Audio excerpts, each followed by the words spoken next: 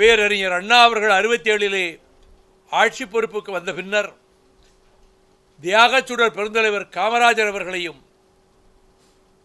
முன்னாள் முதலமைச்சர் மதிப்புக்குரிய பக்தவச்சலம் அவர்களையும் மற்ற தலைவர்களையும் வீடு தேடி சென்று பார்த்ததைப் போல இன்றைய முதலமைச்சர் மாண்புமிகு ஜோசப் விஜய் அவர்களும் இதுவரை முதலமைச்சராக இருந்த சகோதரர் தளபதி ஸ்டாலின் அவர்கள் இல்லத்திற்கும் சென்று பல்வேறு கட்சிகளினுடைய தலைவர்களின் இல்லங்களுக்கும் அலுவலகத்துக்கும் சென்று ஒரு நல்ல முன்மாதிரியை ஃபார் ஹெல்தி பாலிடிக்ஸ், ஆரோக்கியமான அரசியல் தழைப்பதற்கு அவர் மேற்கொண்டிருக்கக்கூடிய இந்த அணுகுமுறையை மெச்சுகிறேன். அதற்கு என் பாராட்டுக்களையும் தெரிவித்துக் கொள்கிறேன். இன்றைக்கு நடைபெற்ற நிர்வாக குழுவில் நாங்கள் நிறைவேற்றியிருக்கிற தீர்மானங்களில் முதல் தீர்மானமே மதச்சார்பின்மை, சமூக நீதி, ஜனநாயகம், கூட்டாட்சி கொள்கை, போதை கலாச்சார ஒழிப்பு, பெண்கள் பாதுகாப்பு இவற்றை பாதுகாத்து இந்த நெறிகளிலே இருந்து இம்மி அளவும் பிசகாமல் தமிழக அரசு மாண்புமிகு ஜோசப் விஜய் அவர்கள் ஆட்சியை நடத்திட வேண்டும் என்ற வேண்டுகோளையும் நாங்கள் முன்வைக்கிறோம். கட்சியினுடைய அடுத்த கட்ட நடவடிக்கைகளை பற்றி நாங்கள் தீர்மானிக்கிற போது தமிழ்நாட்டில் விவசாயிகளுக்கும் விவசாயத்துக்கும் சுற்றுச்சூழலுக்கும் பெருங்கேடாக பெருந்தீங்காக இருப்பது ஜூலிஃப்ளோரா என்று அழைக்கப்படுகிற சீமை கருவேல மரங்கள்தான். இன்று கேரளாவிலே எந்த இடத்திலும் அதை பார்க்க முடியாது. அது முளைக்கும் போதே தூரிலே இருந்து வேரோடு பிடுங்கி எறிந்து விடுவார்கள். ஆனால் இங்கே தமிழ்நாடு பூராவும் அடர்ந்து படர்ந்து விட்டது. இது நீக்கப்பட வேண்டும் என்று 2015 ஆண்டு செப்டம்பர் 19 உயர்நீதிமன்ற மதுரை கிளையில் நான் ரிட் மனு தாக்கல் செய்தேன். பல அமர்வுகளிலே கலந்து கொண்டு இந்த ஜூலிஃப்ளோராவை அகற்றுவதற்கான வாதங்களை வைத்தேன். அப்பொழுது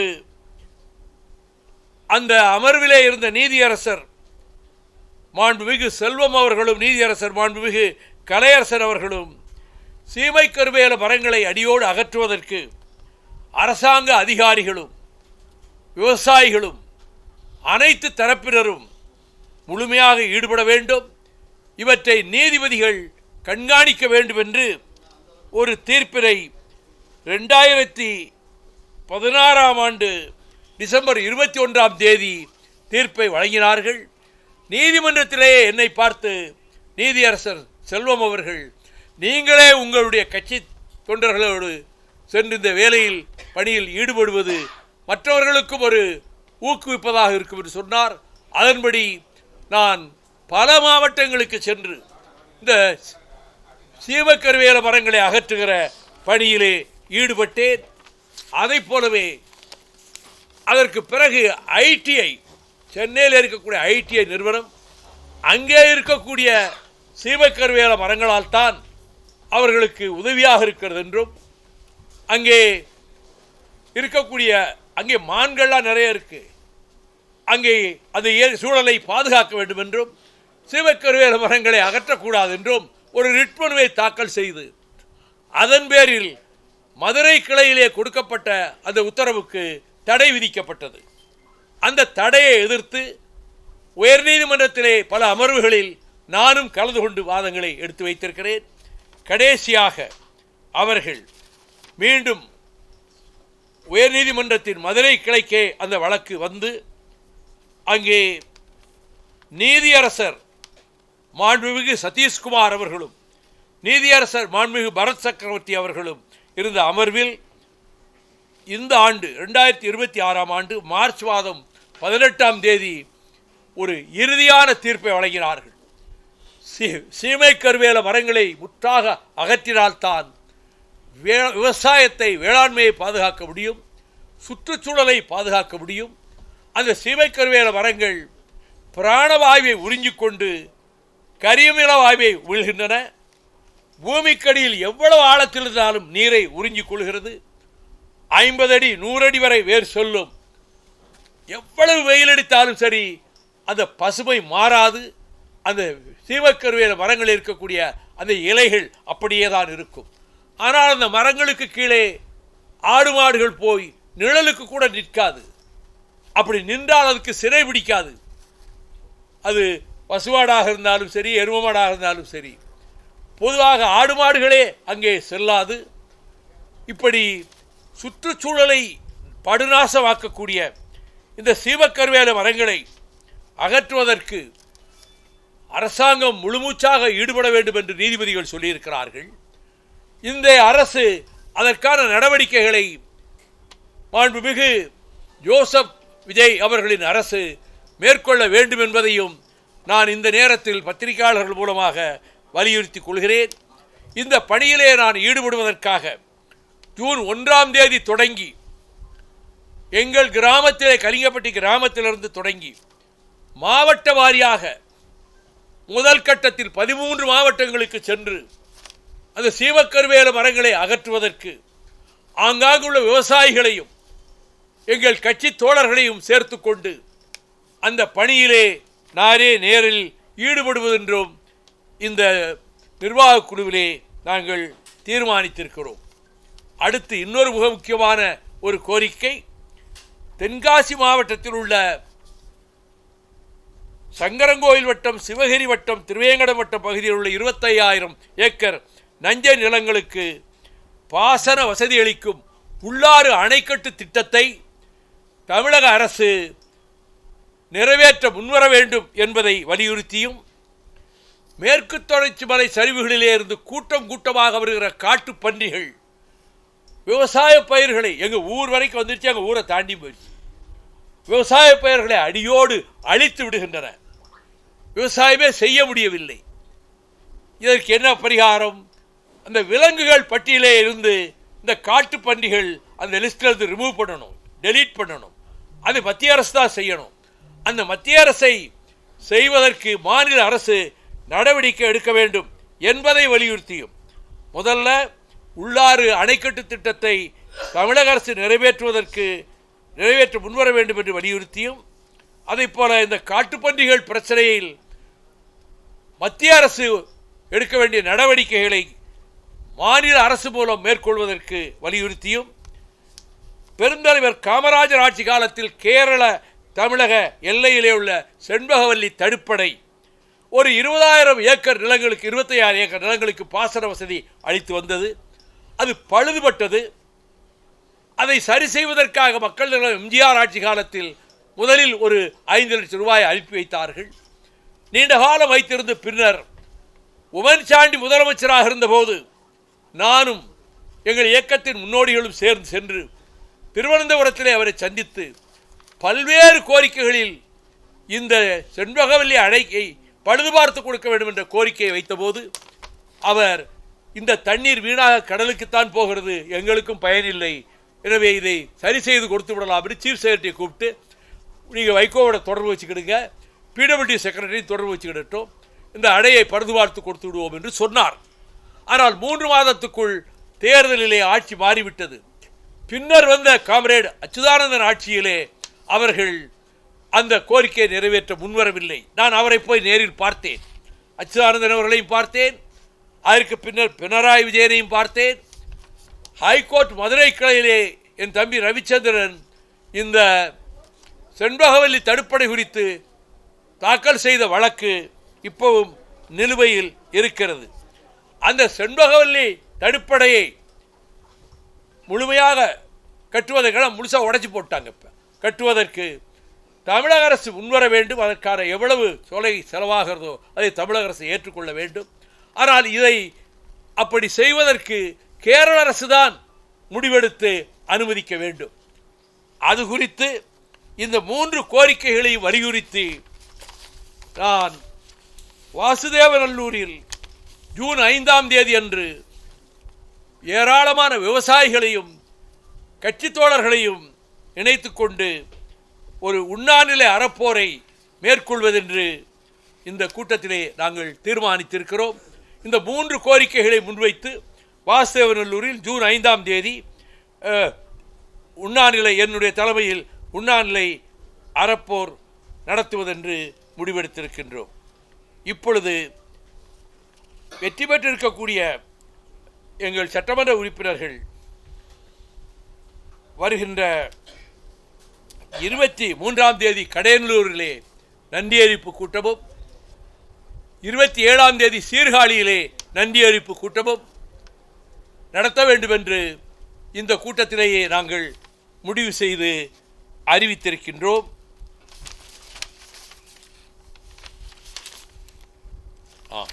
மதுக்கடைகளை 2023ஆம் ஆண்டு அப்பொழுது இருந்த மாண்புமிகு ஸ்டாலின் அவர்களின் தலைமையிலான திமுக அரசு 500 டாஸ்மாக் மதுக்கடைகளை வழிபாட்டு தலங்கள் கல்வி நிறுவனங்கள் அருகே செயல்பட்டு வந்த டாஸ்மாக் கடைகளை மூடியது. தற்போது மொத்தத்தில் தமிழ்நாடு மாநில வணிகக் கழகத்தால் 4765 மதுபான சில்லறை விற்பனை கடைகள் நடத்தப்பட்டு வருகின்றன. தற்போது ஆட்சி பொறுப்புக்கு வந்திருக்கக்கூடிய மாண்புமிகு ஜோசப் விஜய் அவர்கள் கல்வி நிறுவனங்கள் வழிபாட்டு தலங்கள் பேருந்து நிலையங்கள் அருகிலிருந்து 500 மீட்டர் வரை அமைந்துள்ள 717 மதுபான சில்லறை விற்பனை கிளைகளை மூட ஆணை பிறப்பித்துள்ளதை மறுமலர்ச்சி திமுக வரவேற்கிறது. It is a good step, it is a good gesture. ஆனால் முழு மதுவிலக்கு தான் எங்களுடைய இலக்கு என்ற வகையில் நான் கிட்டத்தட்ட 1200 கிலோமீட்டர் நடைபயணம் மேற்கொண்ட போது வழிநெடுகிலும் லட்சக்கணக்கான மக்களை சந்திக்கிற போது இதையே வலியுறுத்தி நான் நடைபயணம் மேற்கொண்டவன். எனவே முழு மதுவிலக்கை கொண்டு வருவதற்கும் இந்த அரசு நடவடிக்கைகளை எதிர்காலத்தில் எடுக்க வேண்டும் என்பதையும் இந்த நிர்வாகக் குழுவின் மூலமாக தமிழக அரசை நாங்கள் வேண்டிக் கொள்கிறோம்.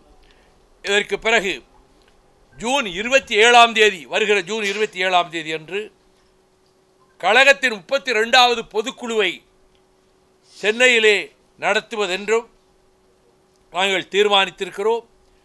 எங்கள் கட்சியினுடைய இயக்கத்தினுடைய வார பத்திரிகை சங்குலி தொடங்கப்பட்டு 30 ஆண்டுகள் ஆயிற்று.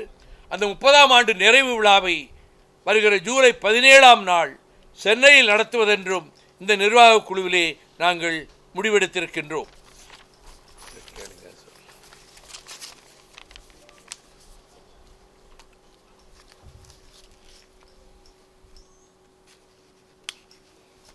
நீங்கள் ஏதாவது கேளுங்க, நான் சொல்கிறேன்.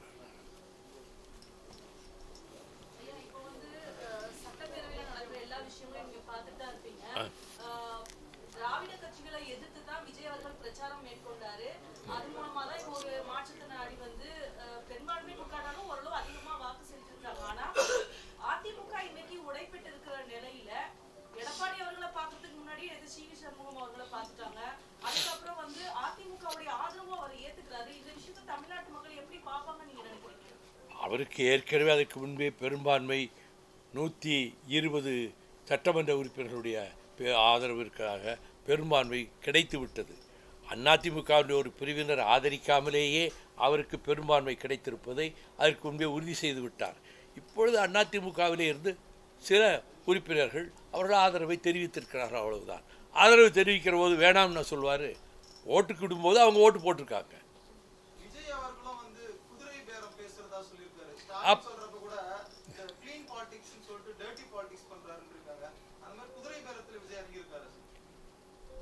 எனக்கு தெரிய அவர் குதிரை பேரத்தில் ஈடுபட்டதாக தெரியவில்லை.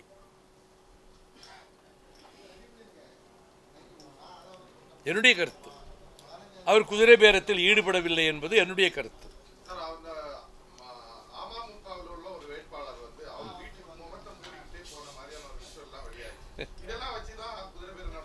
ஒரு எம்எல்ஏ வாலண்டியராக போய் அமமுகவில் வந்த எம்எல்ஏ ஜெயிச்ச எம்எல்ஏ அவர் வாலண்டியராக போய் இன்றைய முதலமைச்சர் விஜய் அவர்களுக்கு ஆதரவு தெரிவிச்சிருக்காரு. இது எப்படி குதிரை பேரமாகும்? அது எனக்கு தெரியாது. முகத்தை மூடினாரா முகத்தை திறந்தாரான்னு எனக்கு தெரியாது. எனக்கு தெரியாது. அது அவருடைய கருத்து. ஒவ்வொரு கருத்தையும் ஒவ்வொரு தலைவர்களோட கருத்தையும் எல்லா தலைவர்களும் அப்படியே ஏற்றுக்கிட வேண்டியது. ஒவ்வொருத்தருக்கும் தனிப்பட்ட கருத்து இருக்கும். எனக்கு அப்படிப்பட்ட கருத்து இல்லை. சரி,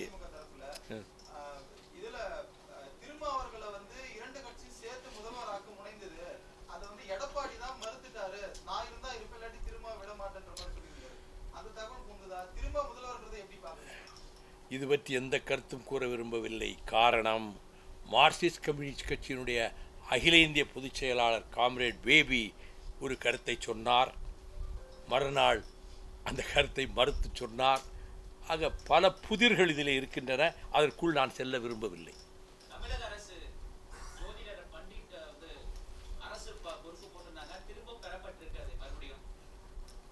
திரும்ப பெற்றுட்டாங்களா? எனக்கு தெரியாது. நான் நிர்வாக குழுவில் நடந்துட்டதுனால எனக்கு டிவியும் பார்க்கல, செய்தியும் தெரியாது. திரும்ப பெற்றுக்கிட்டாரா? இது இல்லை, அப்படி திரும்ப பெற்றிருந்தால் வரவேற்க வேண்டிய விஷயம்தான். மார்க்சிஸ்ட் கட்சி அதை கண்டித்து அறிக்கை கொடுத்தது. அவங்க அது மாதிரி அதை திரும்ப பெற்றிருந்தால் சரி. அவர் அப்படி மார்க்சிஸ்ட் கட்சி சொன்ன உடனே சரி இது தவறான முடிவாக இருக்குமோ அது என்று சொல்லி அவர் யோசித்து அதை திரும்ப பெற்றிருக்கலாம். அதை வரவேற்க வேண்டியதானே.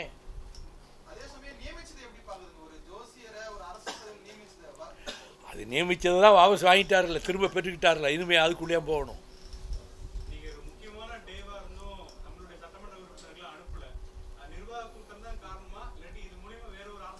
நீங்கள் புதுசாக காரணங்களை நீங்களாக கற்பிக்க முடியாதா?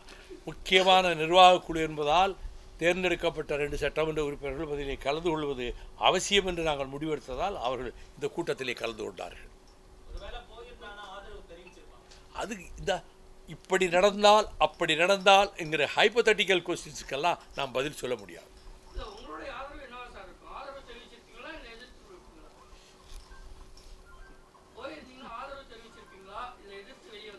வரவேற்றிருக்கிறோம் சொல்லிட்டேன்ல.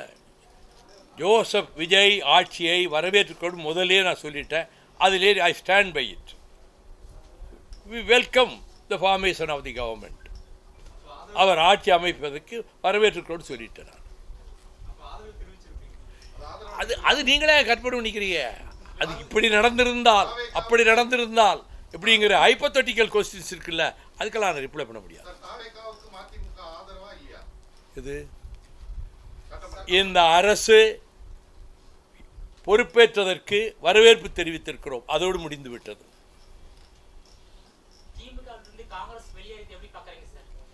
அது காங்கிரஸ் எடுத்த முடிவு. அதை பற்றி நான் என்ன கமெண்ட் பண்ண முடியும்? திமுக கூட்டணியில் தான் தொடரும். இந்த தோழமை தொடரும்.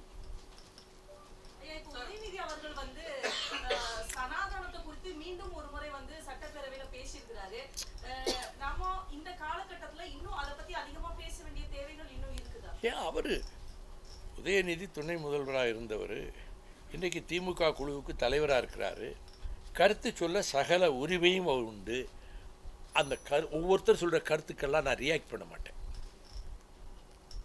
That is by stand.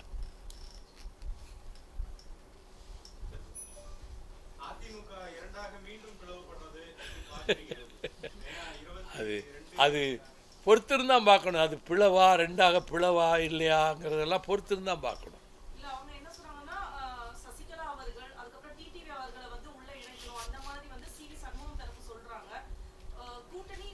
இது ரொம்ப வெரி காம்ப்ளிகேட்டட் மேட்டர்ஸ். இதுக்குள்ளே நான் போக விரும்பலை. இந்த சொல்கிற செய்திகள்லாம் வெரி வெரி காம்ப்ளிகேட்டட். அதுக்குள்ளே நான் போக விரும்பலை. ப்ளீஸ்.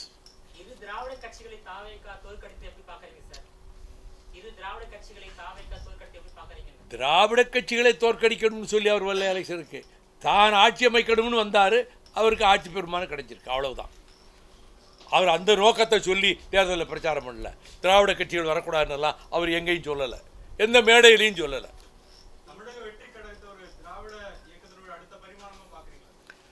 அது அவர் எடுத்துக்கொண்டு போகிற முறை, நடத்துகின்ற ஆட்சி முறை, அவருடைய அணுகுமுறை எல்லாவற்றையும் வாட்ச் பண்ணி பொறுத்திருந்து தான் இதுக்கு பதில் சொல்ல முடியும்.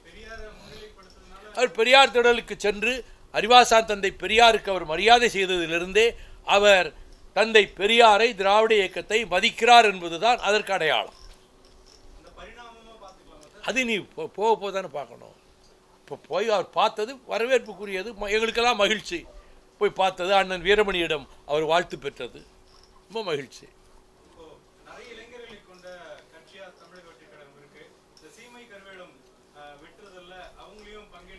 நான் அரசுக்கு அப்பீல் கொடுத்துருக்கேன். அவரே அவங்க கட்சியில் சொல்லி அவங்களை ஈடுபட செய்யலாம். அவங்ககிட்ட பெரிய யூத் ஃபோர்ஸ் இருக்குது, அதை பயன்படுத்தலாம்.